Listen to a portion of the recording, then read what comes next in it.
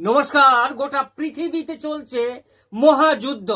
একদিকে ইরান, অপরদিকে ইসরায়েলের যুদ্ধ চলছে, রাশিয়া ইউক্রেনের যুদ্ধ চলছে, উত্তর কোরিয়া আর দক্ষিণ কোরিয়ার যুদ্ধ চলছে।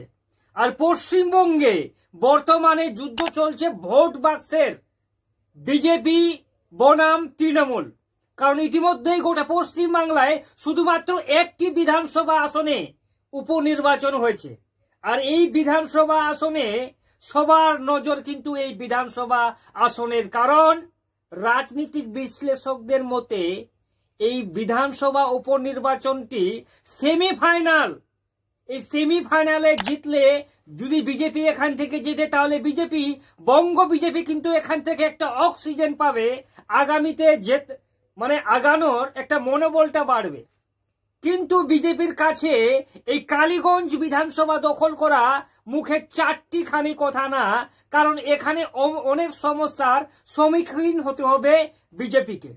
পরিসংখ্যান বলছে 2011 সালে বিজেপির এই কালীগঞ্জে মাত্র 6% ভোট ছিল, কিন্তু পরবর্তীতে ধাপে ধাপে বিজেপি 2024 সালে এসে 33% ভোটে পৌঁছেছে। 6% থেকে 33%। এটাই কিন্তু বিজেপির একমাত্র অ্যাডভান্টেজ এই কালীগঞ্জ বিধানসভায়। কিন্তু তারপরেও বিজেপির কাছে মস্ত বড় কঠিন চ্যালেঞ্জ হচ্ছে এই কালীগঞ্জ বিধানসভায় সংখ্যালঘু ভোট এখানে 55%।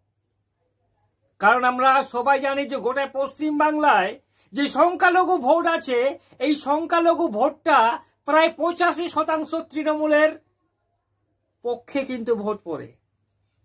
তো বিজেপি কি পারবে এখানে এই কালীগঞ্জ বিধানসভাকে দখল করতে? আমরা একটু পরিসংখ্যান দেখি। 2021 সালে শেষবারের মতো এই কালীগঞ্জ বিধানসভায় ভোট হয়। তৃণমূল কংগ্রেস এখান থেকে জয়ী হন। তৃণমূল কংগ্রেস ব্যবধানটা ছিল 46,985, 87 ভোটের মার্জিনে এখানে কিন্তু তৃণমূল কংগ্রেস জয়ী হন। প্রাপ্ত ভোট ছিল 1,11,696টি, মানে প্রায় 54% ভোট শেয়ার নিয়ে 2021 সালে কালীগঞ্জ বিধানসভাটি দখল করে তৃণমূল কংগ্রেস। তারপরে আর এই কালীগঞ্জে কিন্তু ভোট হয়নি। এই কালীগঞ্জে ভোট হয় 2024 সালে। 2024 সালে এখানে তৃণমূল আবার 2024 সালে যখন লোকসভা ভোট হয়, সেই লোকসভা ভোটের বিধানসভা ভিত্তিক যদি ফলাফল দেখা যায়, তাহলে এই কালীগঞ্জে তৃণমূল কংগ্রেসের এই কালীগঞ্জে জয়ের ব্যবধান হচ্ছে 30,733। তার মানে 48% ভোট পায় তৃণমূল কংগ্রেস। কখন? 2024-এ। 2021-এ ছিল 54%, সেটা কমে 2024-এ মাত্র 48% ভোটে এসে পৌঁছেছে। এটাই বিজেপির একমাত্র অ্যাডভান্টেজ। বিজেপি কি পারবে এখান থেকে 4-5% ভোট তৃণমূলের কাটতে, বা বিজেপির এই যে 30% ভোট থেকে 10% ভোটটাকে উপরে করতে? কারণ বিজেপির একমাত্র যদি বিজেপিকে এখানে যেতে পারে তাহলে সেটি হচ্ছে বাম কংগ্রেসের জোট। যদি এখানে সংখ্যালঘু ভোটটা হাপাহাপি করে কাটতে পারে বাম কংগ্রেসের জোট, তাহলে কিন্তু বিজেপি এখান থেকে উপরের দিকে ফায়দা তুলে নেবে।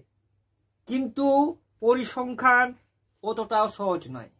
বর্তমানে নদিয়া জেলার যে কালীগঞ্জ বিধানসভা আছে, নদিয়া জেলার একটু হিস্ট্রি আমরা শুনি। এই নদিয়া জেলায় বাংলাদেশ লাগোয়া এলাকা, বাংলাদেশ বর্ডার। আর আমরা জানি যে বাংলাদেশের উপর, বাংলাদেশে যে সমস্ত হিন্দুরা আছে, সনাতনীরা আছে, তাদের উপর কিভাবে অত্যাচার করছে সেখানকার মুসলিমরা। বা বর্তমানে মুর্শিদাবাদ লাগোয়া নদিয়ায়, মুর্শিদাবাদ অনেক হিংসার ঘটনা আমরা কিন্তু কিছুদিন আগেই দেখেছিলাম। এই বাংলাদেশ আর মুর্শিদাবাদের ঘটনাকে সামনে রেখে বিজেপি কি পারবে হিন্দুত্বর মুখ হয়ে এই কালীগঞ্জকে দখল করতে? না তৃণমূল কংগ্রেস একচটিয়া জয়ের ব্যবধানটা আগিয়ে নিয়ে যাবে? কারণ এখানে বর্তমানে যে ক্যান্ডিডেট আছে তৃণমূলের কংগ্রেসের আলিফা আহমেদ, বিজেপির আশিস ঘোষ, আর সিপিএম বাম কংগ্রেসের জোট হচ্ছে কাবিল উদ্দিন শেখ। এই আলিফা আহমেদ নাসির উদ্দিন আহমেদের মেয়ে। নাসির উদ্দিন আহমেদ এই বিধানসভায় পূর্বেও কিন্তু 2 বারের বিধায়ক।